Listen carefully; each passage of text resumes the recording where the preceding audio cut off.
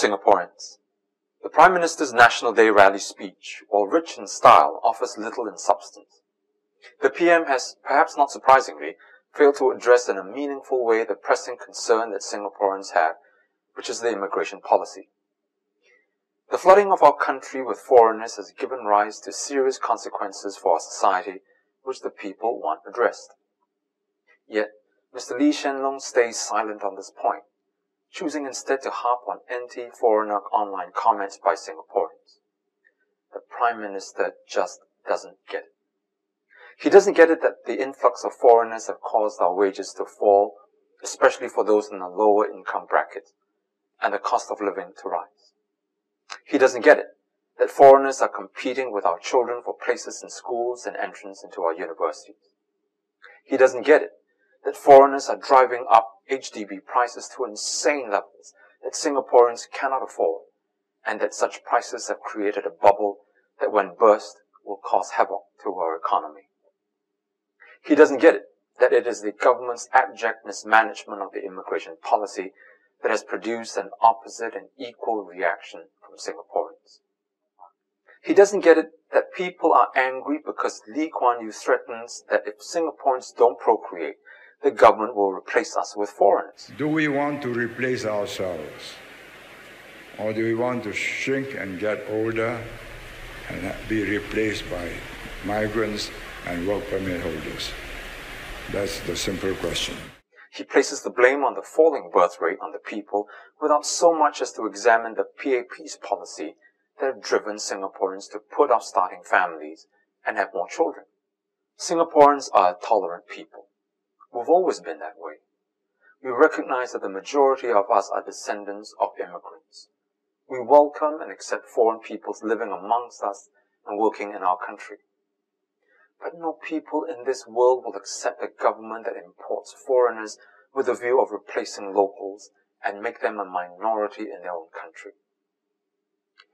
Maybe Mr. Lee understands all this. He and his ministers cannot be that blind. It cannot be that they don't understand the hardships that their immigration policy have brought on the people.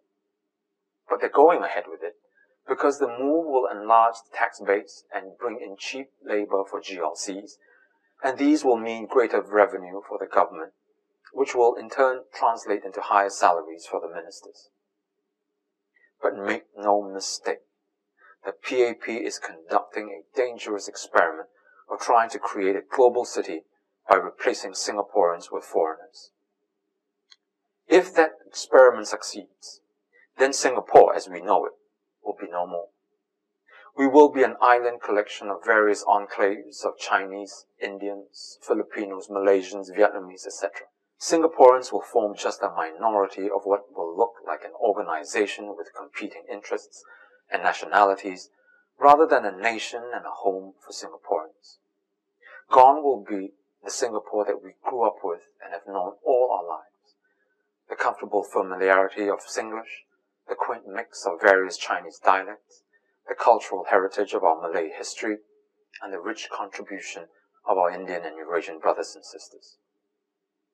But if that experiment fails, we will have a failed nation-state on our hands.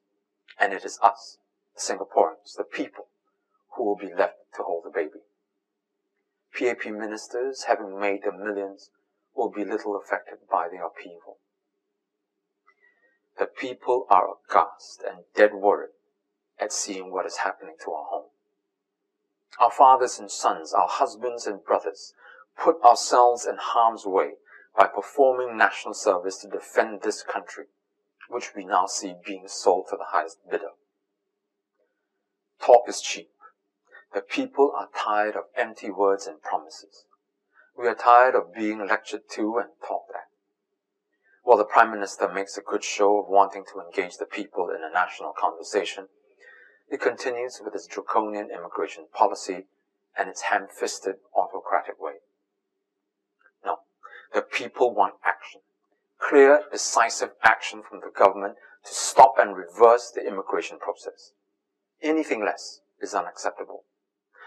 But how do we ensure that our population increases without the mass influx of foreigners? We have alternatives.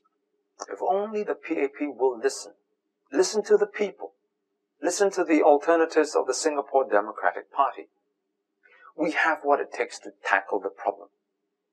But it cannot be solved if the PAP listens only to its own voice. The people want transparency and accountability. And the only way that we can get that is for the PAP to stop its control of the print and broadcast media, to stop censoring views of the alternative policies of the SDP. The people want to reform the election system.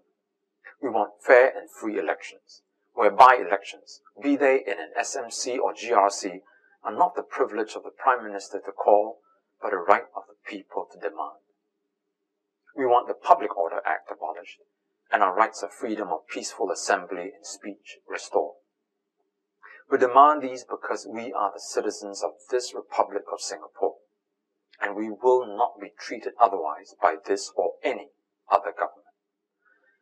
The present strategy of replacing local Singaporeans must stop, and the only way for Singaporeans to do this is to work for change, democratic change, so that an alternative political leadership can rise and take our nation into a better and more secure tomorrow, a tomorrow that belongs to us Singaporeans.